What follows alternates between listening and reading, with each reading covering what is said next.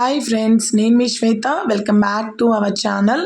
ఈరోజు మన వీడియో వచ్చేసి కమ్మటి దోసకాయ పప్పుని ఈజీగా ఎలా తయారు చేసుకోవాలో చూపిస్తున్నానండి. వేడి వేడి అన్నంలోకి ఈ దోసకాయ పప్పు కొద్దిగా నెయ్యి వేసుకొని తింటే ఆహా అద్భుతంగా ఉంటుంది. అన్నంలోకే కాదండి, చపాతీల్లో కూడా చాలా బాగుంటుంది. మరి ఆ కమ్మటి దోసకాయ పప్పుని ఏ విధంగా తయారు చేసుకోవాలో చూసేద్దాం రండి. దీనికోసం ముందుగా అయితే చిన్నవైతే 2 దోసకాయలు, పెద్దవైతే 1 దోసకాయ తీసుకోండి. 4 నుంచి 5 పచ్చిమిరపకాయలు, బాగా పండిన 2 టమాటోలు, 1 ఉల్లిపాయను తీసుకొని శుభ్రం చేసుకొని దోసకాయ చెక్కు మొత్తం తీసుకొని చేదు ఉందో లేదో చెక్ చేసుకొని ఇలా లావు ముక్కల్లా కట్ చేసుకొని పక్కన పెట్టుకోండి. అలాగే శుభ్రం చేసుకున్న ఉల్లిపాయలు, టమాటోలు, పచ్చిమిరపకాయలను కూడా సన్నగా కట్ చేసుకొని పక్కన పెట్టుకోండి. తర్వాత కుక్కర్ తీసుకొని కుక్కర్లోకి 1 కప్పు కందిపప్పు తీసుకొని దాంట్లోకి కొద్దిగా వాటర్ యాడ్ చేసి 2 నుంచి 3 సార్లు బాగా వాష్ చేస్తూ శుభ్రం చేసుకోండి. ఇలా శుభ్రమైన కందిపప్పులోకి ఏ కప్పుతో అయితే పప్పు తీసుకున్నామో సేమ్ కప్తో 3 కప్పుల వాటర్ యాడ్ చేసుకోండి. దాంట్లో 1/2 టేబుల్ స్పూన్ పసుపు, 1 టేబుల్ స్పూన్ నూనె వేసుకోండి. ఇలా వేసుకోవడం వల్ల పప్పు అనేది చక్కగా కుక్ అవుతుంది.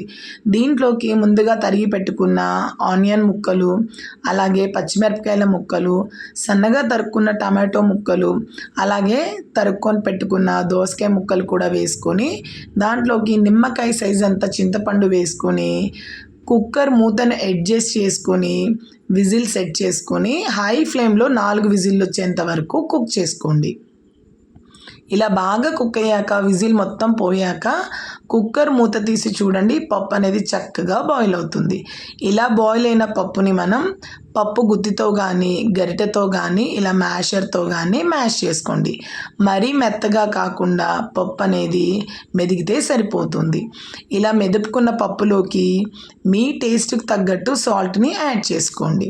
అలాగే దీంట్లోకి 1/4 టేబుల్ స్పూన్ కారం కూడా వేసుకోండి. దోసకాయ, టమాటా అనేది పుల్లగా ఉంటుంది కాబట్టి పప్పులో కారం అనేది పడుతుంది. ఇవి రెండింటిని బాగా కలుపుకొని పక్కన పెట్టుకొని పప్పు తాలింపు కోసం కడాయిని తీసుకోండి. కడాయి బాగా వేడెక్కిన తర్వాత 2 పావుల నూనె వేసి దీంట్లోకి జీలకర్ర, ఆవాలతో పాటు 4 ఎండుమిరపకాయలను కూడా వేసుకొని వీటిని బాగా చిటపటలాడేంత వరకు ఫ్రై చేసుకోవాలి. ఇక్కడ మనకు ఎండుమిరపకాయలు అనేవి బాగా ఫ్రై అయిపోయాక దీంట్లోకి కచ్చా పచ్చాగా దంచిన 10 వెల్లుల్లి రెబ్బల్ని వేసుకొని పచ్చివాసన పోయేదాకా బాగా ఫ్రై చేసుకోండి. ఇలా ఫ్రై అయిన దాంట్లోకి 2 రెమ్మల కరివేపాకు వేసుకొని చిటపటలాడాక 1/2 టేబుల్ స్పూన్ పసుపు వేసుకొని ఒకసారి బాగా కలపండి. పోపు అనేది చక్కగా ఫ్రై అయిపోయిన తర్వాత ముందుగా మనం మెదిపి పక్కన పెట్టిన పప్పును కూడా వేసుకోండి. ఇక్కడ వేసుకొని లో ఫ్లేమ్కి అడ్జస్ట్ చేసుకొని ఒకసారి బాగా కలుపుకోండి. కలుపుకున్న తర్వాత ఈ పప్పుని లో ఫ్లేమ్లోనే ఒక 2 నుంచి 3 నిమిషాల వరకు బాగా కుక్ అవ్వనివ్వండి.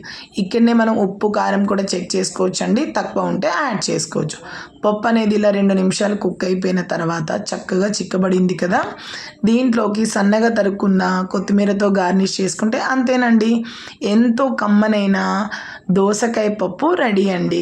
వేడి వేడి అన్నంలోకి, చపాతీలోకి, దేంట్లోకైనా చాలా బాగుంటుంది. పిల్లల నుంచి పెద్దవాళ్ళ వరకు అందరూ బాగా ఇష్టంగా తింటారు. వేడి వేడి అన్నంలో ఈ పప్పు వేసుకొని కొద్దిగా నెయ్యి వేసుకొని తింటే ఆహా అద్భుతంగా ఉంటుంది. మీరు ఒకసారి తప్పకుండా ట్రై చేసి మీకు ఏ విధంగా కుదిరిందో నాతో షేర్ చేసుకోండి. నా వీడియో మీకు నచ్చినట్టయితే please like, share, subscribe my channel. మరికొన్ని ఇలాంటి వీడియోస్ కోసం మన ఛానల్ని ఫాలో అవుతూ ఉండండి.